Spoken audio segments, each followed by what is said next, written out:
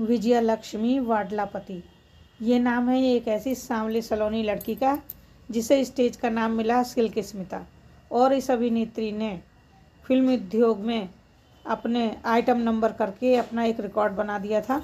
इन्होंने अपने करियर के 17 सालों में मलयालम, तेलुगु, तमिल, कन्नड़ और हिंदी भाषाओं की करीब 450 फिल्मों में काम किया। 17 साल में 450 फिल्मों में काम किया इन्होंने। सिल्क स्मिता का असली नाम देखिए विजया लक्ष्मी वाडलापति था। ये तो आप सब लोग जानते ही हैं। लोग बताते हैं कि सिल्क स्मिता ने तकरीबन 2000 फिल्मों में आइटम सॉन्ग किए थे और 200 से ज़्यादा फिल्मों में रोल किए थे। तो दोस्तों आज बात करते हैं दक्षिण भारतीय अभिनेत्री और हिंदी फिल्मों की एक अभिनेत्री सिल्क स्मिता के बारे में। सिल्क स्मिता का जन्म देखिए घरेलू तेलुगु परिवार में हुआ था। बहुत ज़्यादा गरीब थे ये लोग। उनकी माँ और पिता काम करके दिहाड़ी मजदूरी का काम करते थे और अपने बच्चों का भरण पोषण करते थे। थोड़ा बड़ा होने पर देखिए उन्हें एक स्कूल में एडमिट कराया ताकि वह पढ़ लिख कर कुछ किताबी ज्ञान और दुनियादारी सीखें।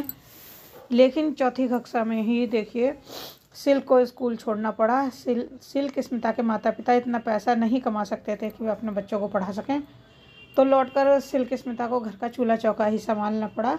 उस समय उनकी उम्र देखिए 10 साल थी। सिल्क स्मिता की उम्र तो छोटी थी लेकिन वह दिखने में बड़ी लगने लगी थी। समय से पहले ही सिल्क स्मिता का दैहिक विकास बहुत ही ज़्यादा तेज़ी से हुआ। ये खुद उनके माता पिता भी नहीं समझ पाए कि उनकी बेटी इतनी जल्दी बड़ी कैसी हो गई। उम्र तो कम थी लेकिन उसी हिसाब से बुद्धि विवेक भी ज़्यादा नहीं था। सिल्क स्मिता सिर्फ देह से बड़ी हुई थी, मन से या दिमाग से नहीं। सिल्क की बेफिक्री उनके माता पिता के लिए चिंता का विषय थी। वह सिल्क के बारे में सोचने पर मजबूर हो गए। माता पिता को अपनी बेटी एक जवान लड़की लगने लगी। अब उन्होंने उसकी शादी करने की ठान ली और बहुत ही कम उम्र में सिल्क स्मिता का विवाह एक मजदूर से कर दिया। इस तरह माता पिता ने अपने सिर से बोझ हल्का किया। लेकिन सिल्क स्मिता जब अपनी ससुराल पहुंची तो वहां भी उनके साथ अच्छा व्यवहार नहीं किया गया। उनका पति अव्वल दर्जे का शराबी मजदूर था। शराब पीकर वह स्मिता को पीटता था। सिल्क स्मिता को उसका पति बहुत ज़्यादा प्रताड़ित करता था। कभी कभी उसके तेवर और नंद भी उन्हें पीट देते थे। उन्हें समझाने वाला कोई नहीं था और वो अच्छी तरह से घर भी नहीं संभाल सकी और घर छोड़कर भाग गईं और सीधे पहुंच गईं चेन्नई। वहाँ उन्होंने दक्षिण भारतीय फिल्मों की एक अभिनेत्री के यहाँ नौकरी का काम करना शुरू कर दिया। देखिए ये बात अब की नहीं है, काफ़ी पहले की है, तो इसलिए बड़े आराम से नौकरियां लोगों की लग जाया करती थी। जब भी सिल्क स्मिता को फिल्म देखने का मौका मिलता तो वह अपनी दुनिया को छोड़कर उस फिल्मी दुनिया में ही कहीं खो जाती थी। एक अभिनेत्री के घर वह जब नौकरानी के रूप में काम कर रही थी तो उन्होंने वो काम इसलिए नहीं छोड़ा क्योंकि उनकी भी इच्छा कुछ ऐसा ही करने की। सिल्क स्मिता ने घर के काम बचपन से ही किए थे, इसलिए उस अभिनेत्री के घर को भी उन्होंने बहुत अच्छे से संभाला। जब सिल्क अभिनेत्री उस निजी कामों में भी हाथ बटाने लगी तो यहाँ तक कि अभिनेत्री का मेकअप करके उन्हें तैयार भी करने लगी, यानी मेकअप का काम भी करने लगी सिल्क स्मिता। देखिए सिल्क स्मिता को यहाँ इस बात से बस एक फ़ायदा मिल रहा था कि जो फिल्म अभिनेत्री जो थी उनसे जो मिलने आते थे उन निर्माता निर्देशकों से इनकी भेंट होती रहती थी। एक दिन एक जाने माने निर्माता की गाड़ी देखकर सिल्क स्मिता बहुत प्रभावित हुई और दूर से ही गाड़ी को निहारने लगी। इस पर उनकी जो अभिनेत्री मालकिन थी उसने तंज कसते हुए कहा कि इतनी बड़ी गाड़ी को देखकर कहीं उसमें बैठने का सपना तो नहीं देख रही हो। अपनी मालकिन की ये बात देखिए सिल्क स्मिता को अच्छी नहीं लगी और उन्होंने पलट कर जवाब दिया कि एक दिन वह ऐसी गाड़ी में ज़रूर बैठेंगी और वह गाड़ी खुद उनकी होगी। और सिल्क स्मिता ने देखिए फिल्मों के लिए ऑडिशन देना शुरू कर दिया। वह किसी एक्टिंग स्कूल तो गई नहीं थी, न ही उन्होंने कहीं किसी और से अभिनय सीखा था। बस ऑडिशन देकर ही चीज़ों को धीरे धीरे सीख रही थी। उन्होंने एक फिल्म के ऑडिशन में कुछ इस तरह की कामुक मुद्राएं दिखाई कि उन्हें उस फिल्म में एक आइटम नंबर करने के लिए ले लिया गया।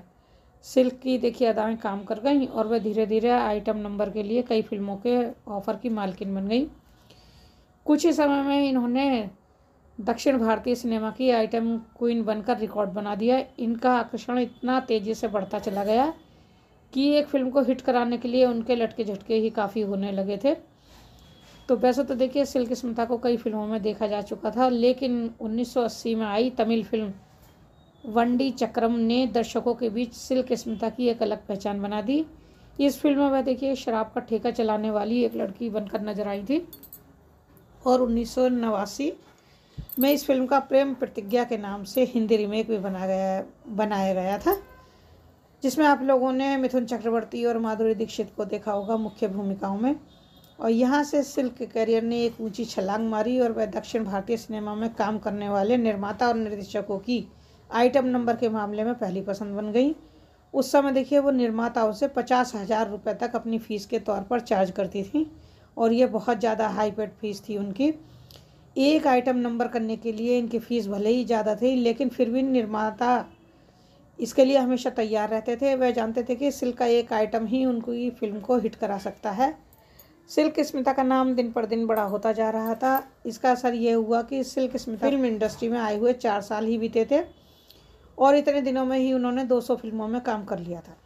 हालांकि अब उनका काम सिर्फ आइटम नंबर तक ही सीमित नहीं था। वह फिल्मों में कुछ छोटे मोटे किरदारों में भी नज़र आ रही थी और कभी कभी कुछ बड़े किरदारों में भी नज़र आ रही थी। कमल हसन और रजनीकांत जैसे लोगों ने भी उनके साथ काम किया है। 1983 में आई हिंदी फिल्म सदमा से सिल्क स्मिता ने हिंदी फिल्म इंडस्ट्री में कदम रखा।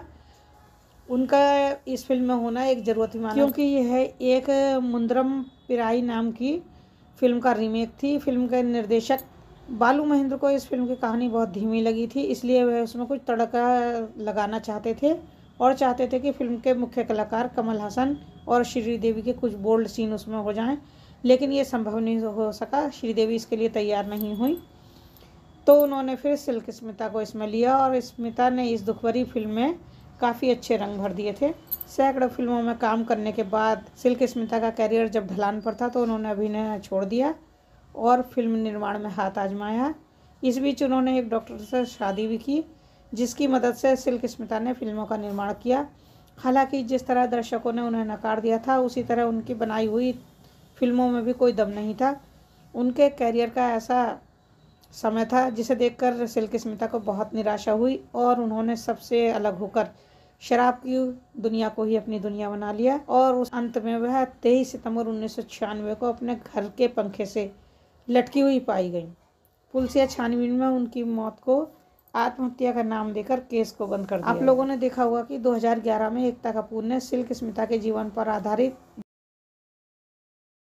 द डर्टी पिक्चर का निर्माण किया था। इस फिल्म का निर्देशन मिलन लूथरिया ने किया था और सिल्क स्मिता की भूमिका निभाई थी अभिनेत्री विद्या बालन ने। यह फिल्म देखिए सिल्क स्मिता के भाई बी नागवारा प्रसाद को अच्छी नहीं लगी थी और उन्होंने इस पर सवाल उठा दिए थे। सिल्क स्मिता की बारे में इस तरह की बातों पर सवाल उठते देखकर एकता कपूर ने तुरंत अपना बयान बदल दिया और इस फिल्म को सिल्क स्मिता की स्टोरी पर आधारित नहीं बताया। तो दोस्तों ये थी सिल्क स्मिता के बारे में जानकारी। आप लोगों को अगर वीडियो अच्छी लगी हो तो प्लीज़ वीडियो को लाइक कीजिए, शेयर कीजिए और सब्सक्राइब कीजिए मेरे चैनल को, अगर आप लोग पहली बार देख रहे हैं तो। और इसी तरह की और जानकारी के लिए बने रहिए। चलिए मिलते हैं आपसे अगली वीडियो में, तब तक के लिए नमस्कार।